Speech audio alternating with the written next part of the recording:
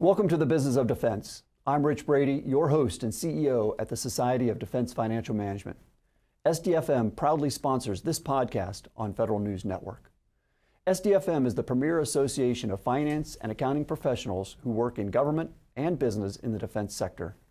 Our goal is to bring you inside the companies working to drive financial and digital transformation in the defense sector, to hear directly from their business leaders, and to understand how they create value for their companies and their customers. Today, we are talking with Brian Jacobs, founder and CEO of weElevateIT. Brian founded weElevateIT earlier this year after a 20-plus year career that included both Army civilian positions as well as those in the private sector. The company specializes in three main areas: advisory, process automation, and data visualizations and analytics as it begins to scale. We're going to talk to Brian about what drove him to start his company now, what challenges he has encountered and his strategy for mitigating these risks, and where he sees opportunities for startups in the federal sector today. Brian, welcome to the show. Thank you so much for having me. All right, great. So let's, a year ago at this time, you were doing well. Your career trajectory, 20 years, both Army civilian and in the private sector. You've got a family, couple dogs, and all of a sudden you decide on a hard pivot to start your own company. Take us to that point, that decision point. What drove you to make that decision? Well, I'll tell you, I think this decision has been a culmination over a long time, and I probably didn't realize it. I've always had this entrepreneurial drive. Wherever I've worked, wherever I've been, there's a certain passion and excitement for delivering value. And my last 6 months or so in my previous company, in my role, I said, you know what, now's the time to do this, to step out on my own. I want to focus very specifically with a certain market, the defense and military service organizations. Having a former career as an Army civilian leader, there's a sweet spot, and I see tremendous opportunity, and I wanted to continue to focus. So I thought it was a great time.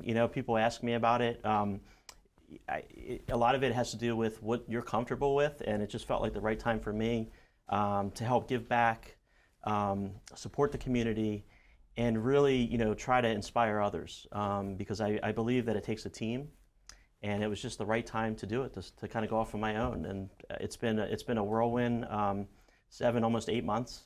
I love every moment of it, and that's kind of what I did. I decided to just make the plunge and do it. And when we talk to other people who are thinking about doing this, a lot of times it just comes down to that first step. What was the first step that you took? Is it in creating a new company? Is it incorporating? Is it giving notice to your current position?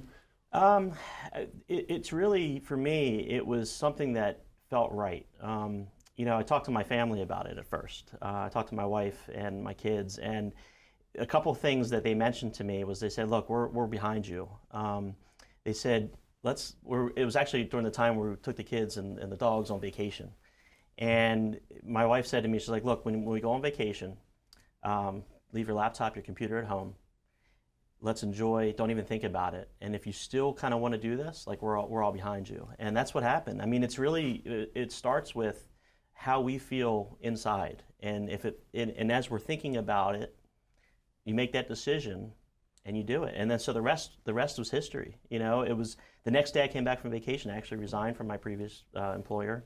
The incorporated aspect of it and building the company, it was a learning process. It didn't take much. There's a lot of support out there, online or with our networks that we have.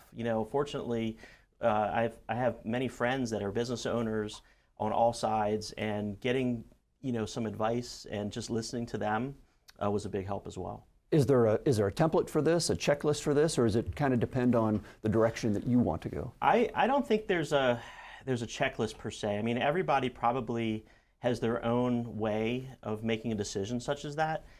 For me, it just felt like it was the right time. And here's the other thing too, the technology right now, the advancements in technology with AI, with generative AI, the opportunities that are there. I want to be at helping to set the pace and introducing these technologies because I see such value, and so that was also another factor, in my push to do it. But I would just say, those of us when we're thinking about starting our own business, think long and hard about it. But when it feels right, take the step. What's the worst thing that can happen? right? The worst thing that can happen is, okay, you take a step and something doesn't work out the way you planned, but it's about the journey. I mean, we're all going to learn something along this journey. And so whatever tomorrow is, I tell this to myself, I tell this to people, whatever tomorrow is with weElevateIT, I've had the privilege and the pleasure to be able to start something special that I believe in, and I want to make a difference and contribute value to the bigger picture. And so no matter what tomorrow is, there's no regret. It's a very important way to look at it. So I would say to my opinion, there's no checklist. Feel inside if it's the right decision, and take steps and make it happen. And that's really what it is. And then you can learn. You learn. You don't know everything. I'm learning every single day what it means. I mean, I have phases for my company, what I want to do. I'm currently executing phase 1 to 2 out of my 3 phases, and I have to be flexible and adjust. Be open to change. And I don't know if there's like a special way of doing it, but that's the way that I'm doing it.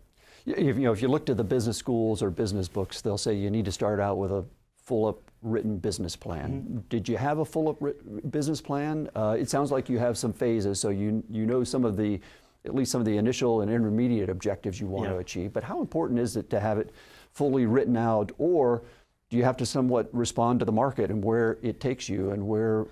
That's a great question. I think it's a little bit of everything. I do believe in plans. I think it's important for all of us, no matter if it's our career or personal life, having a plan, being able to review our plans, setting our goals, seeing how we are, being able to be flexible and adjust is important. So for me, I created a business plan. Now, I wouldn't call it fully fledged, right? How much detail do you want? For me, it was really setting out a few things. One is, who is the target market that I wanted to support?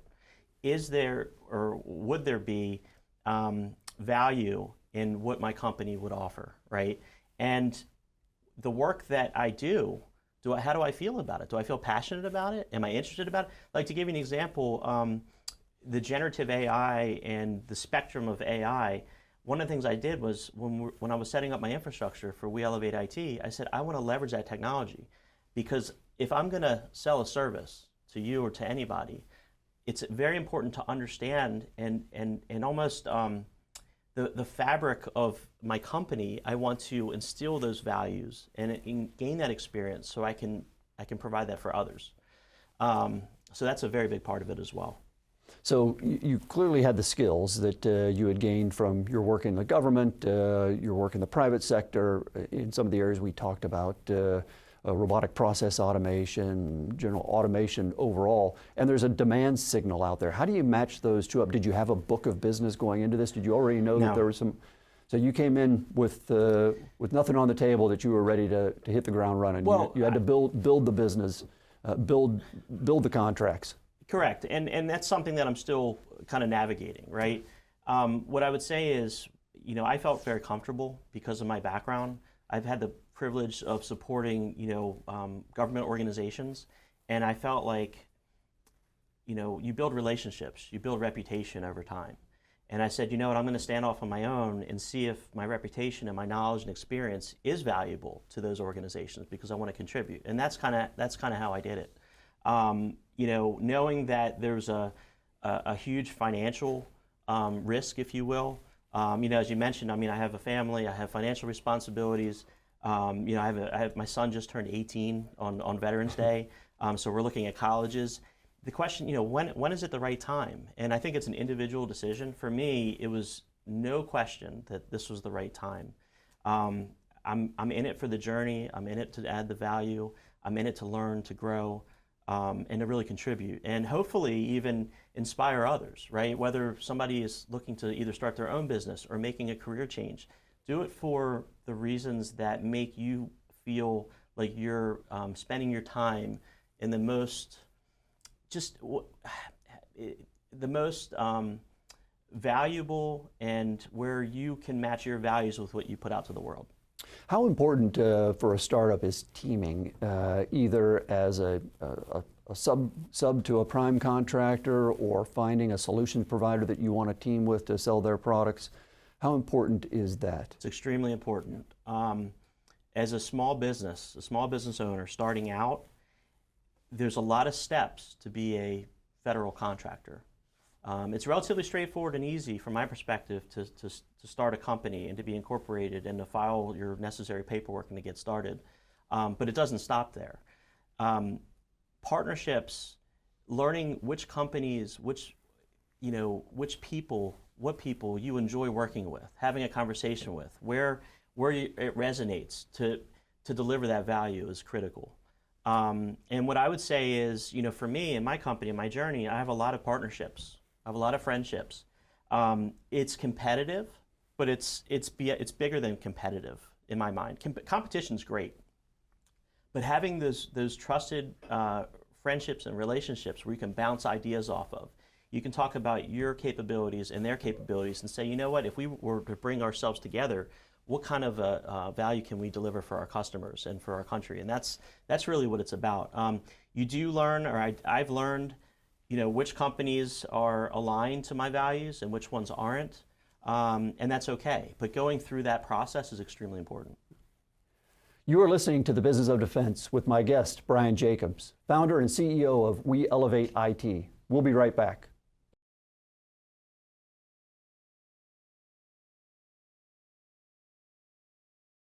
Welcome back to The Business of Defense, sponsored by the Society of Defense Financial Management on Federal News Network. I'm talking with Brian Jacobs, founder and CEO of weElevateIT. In this second segment, let's dig into weElevateIT's promise of the future for its clients. That is, we are not just consultants, we are the architects of a tech-enabled future, meticulously aligning IT strategies with organizational goals for transformative impact. That's a bold vision for a startup, but as we all know, fortune favors the bold, and it is going to take strong leadership and company culture to achieve this. Brian, let's take a step back and talk about, again, your personal path into this. We talked a little bit about you, working in the Army and in the private sector. Can you shed a little bit more light on that? What did you do in the Army? And how did this experience working for government and the private sector inform or give you insights into starting your own company? Sure, I appreciate that. So I won't go back too far, but I do want to mention something. So 9/11, okay? I was in my last semester of my undergraduate program in computer science, and it had a profound impact on me, just like it did for countless others who experienced that day. There's a lot of fear. I just remember, being young and not knowing, and when I worked as a software engineer in industry, I did feel like there was something that maybe was missing. I said, I enjoyed being a software engineer, I enjoyed what I was doing, but I had this feeling like I wanted to learn more about our government, our country, I wanted to help in some way. And so I ended up working for a defense contractor, and that was my first experience with the Army. And it's funny because I was in my 20s, and I'll never forget the chief of staff of this particular Army organization. He wasn't joking, and he said something to my boss when I was coming in because they just wanted a contract. And he said, "Who's this kid?" And it was just kind of like, I didn't know where I was, but I will tell you, I stayed in it, developed great friendships, delivered value. We won a couple other contracts while I was there. And I say, you know what, I really have tremendous respect for the Army, what they're trying to do. And being a technical focused individual, I said, you know what, I can offer something and I can learn, and that's what I did. And that started kind of my trajectory. 2005 was when I became a Department of the Army civilian. I worked for the Deputy Assistant Secretary of the Army for Cost and Economics.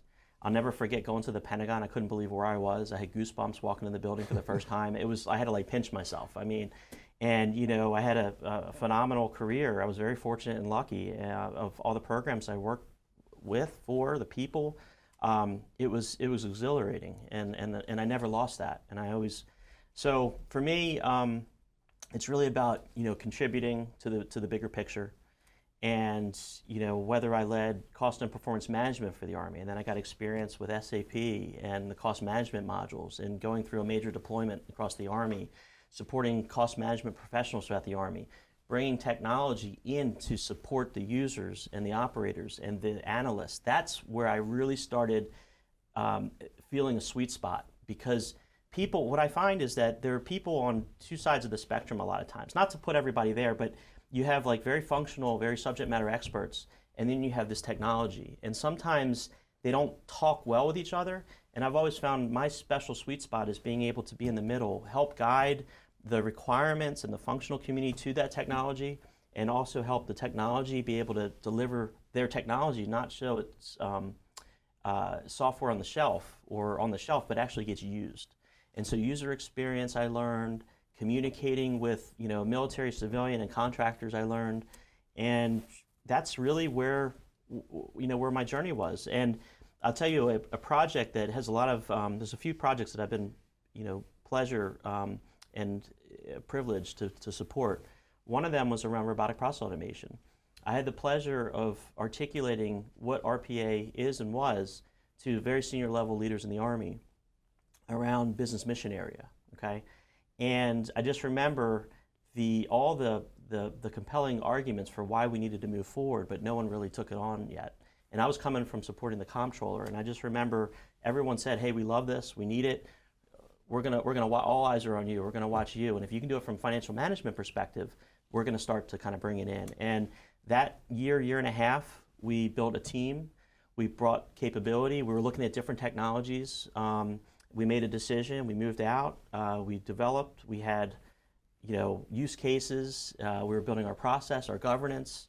It all came together and we started producing production automations for the Army in the financial management discipline. And I'm like, this is, looking back, it's hard to do that in such a large organization. And it's something that I feel really proud about, and I think the Army and the military services and defense needs to continue that. Well, let's talk a little bit about RPA as it relates to generative AI. It's, right now, as everybody knows, generative AI, it's the bright, shiny object out there. There's a lot of money going toward it, a lot of time, a lot of effort, maybe to the expense of RPA. Do you still think that there are a lot of opportunities in the RPA area before we make this leap to generative AI, or is there a middle ground there? So that's a really good question. My perspective is this: RPA is very good at what it does. And a lot of RPA tools and platforms are incorporating Gen AI in. So you can actually use Gen AI to help you build your RPA. Automation in general is still needed. I look at these capabilities as tools in a toolbox, right? It's not a hammer and a nail problem. It's really looking at what are the use cases and how do we use our tools in the toolbox to apply the most value. All the platforms and tools that we're talking about, whether it's UiPath or Automation Anywhere or some of the Gen AI players that are out there, there might be like a convergence, at some point. I don't want to necessarily predict it, but being able to understand it and see where the trajectory is going and have businesses understand that and be part of that dialogue is very important. I don't think that there's a one-size-fits-all. I do think robotic process automation is on the early spectrum of AI. There's a whole spectrum of capabilities, and they all kind of fit for purpose. So I think RPA will remain strong, but it's going to evolve, and so we're learning about the evolution as we speak. Who were some of your early mentors when it came to the technology side, and who do you listen to now? Who do you think is really at the forefront of this technology? So without necessarily naming anybody, what I would say is this. Leaders in the Army, okay, whether they're technology focused or not, are very important to have the dialogue, okay? To me, a mentor, I look at interactions with people more than necessarily a mentor, because there's different paths that people take, there's different perspectives, and I try to take all those perspectives in and then make the most of where I want to go as a result of that. So that's kind of, for me, how I look at things. Same thing on the industry side. So weElevateIT has technology partners, but we're not exclusive to those partners. Meaning we can talk to companies, new companies that are emerging, companies that are established, and that's how I get my guidance. I have those conversations. I build a lot of trust, and that's how I do it. So what does that say about your company culture, what you're trying to develop, inside the organization as you grow? To me, it's all about people. It's all about the culture. We talk technology. It's not technology for technology. I want to provide a platform and a company for people to be able to explore, grow, realize their potential, and resonate with where they want to go and the value. So right now, I'm a new startup, and I'm going to evolve this, but there's certain core values. And everybody that joins weElevateIT, they're going to have fun, right? They're going to have fun. They're going to learn technology. They're going to learn more about the market that we support. They're going to bring things back to me. I'm going to be open-minded as far as which direction we take, because I don't know all the answers. I want to surround myself with people that are smart, diverse, and we're going to do something great together. And that's what I'm really looking to build. And what do you look for? I mean, a lot of people say it comes down to people and having the right people. Obviously, you need people who are technical, they've got the hard skills, but soft skills are important as well also. And there's a competition for talent out there. So how are you finding talent, and are you able to right now in this market? That's a great question. I would say that I'm finding talent by meeting people. When I go to events, I was in New York a few weeks ago, and I met some people that may be future employees, and it wasn't pre-planned. These are conversations. These are people that are sharing their stories of where they are in their career. They're learning about what weElevateIT is, and they said, "Hey, when you have some work, we would like to come work with you."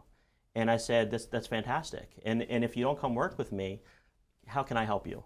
Right? To me, that's what it's about. There's really no special ingredient as far as or no special recipe, if you will. But I think it's just being genuine and listening to others is important, and that's really what's special. So yes, technical skill sets are very important. Okay, if there's a technical, whether it's an architect or a developer in a particular technology, that's extremely, extremely important.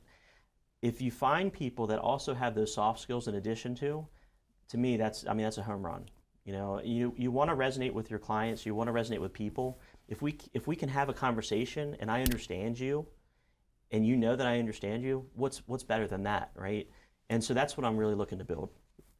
Last question. I really want to get kind of into the entrepreneur's mindset here, and I think one of the things that really holds people back from starting their own company is that the fear of the unknown. And once you get into it, as you know, it takes a lot of persistence, resilience. There's always going to be setbacks. So how do you keep yourself focused on the future, even in the face of the difficulties of a startup? That's a hard one too. These are great questions. What I would say is perseverance. Believe in yourself. Think about, be able to disconnect as well, right? Know that you're not going to have all the answers. Know that it's okay to, I was going to say it's okay to fail, but it's not about failure. Live what you believe and believe what you live. So here's what I would say. It's about the journey, okay? Embrace the journey. We don't know what tomorrow's going to be. None of us do. We're all human. So there's health, there's political things, there's unrest in the world, there's all this stuff. But what can we do in being open to change and being flexible? And if we stay true to our core values, what can go wrong? Because at the end of the day, we feel good about what we do. And that's what I would say to anybody looking to start their own business or what have you. Make sure that what you do resonates to what your intuition tells you. Well, I can't wait to see where this journey leads you and weElevateIT in the future. Thank you. Thank you so much for having me. I'd like to thank today's guest, Brian Jacobs, founder and CEO of weElevateIT, for his insights on innovation, opportunities, as well as challenges for DoD contractors and how weElevateIT can bridge those gaps. Thank you also for sharing your story as a recently founded federal contractor and how others may learn from your experience. Visit sdfm.org to learn more about our Defense Financial Management community and register for our third annual Program Budget Summit coming up on January 16th, 2025, where panelists will discuss the 5 key imperatives for defense financial management in the coming year, from FM strategy to PPBE reform, budget transitions, and much more. I hope to see you there. And on behalf of everyone at SDFM, I want to wish you a safe, healthy, and joyous holiday and New Year.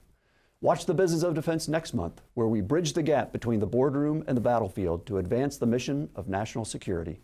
I'm Rich Brady, CEO of the Society of Defense Financial Management. You are listening to the Federal News Network. For more on this discussion, visit federalnewsnetwork.com and search SDFM. Thank you.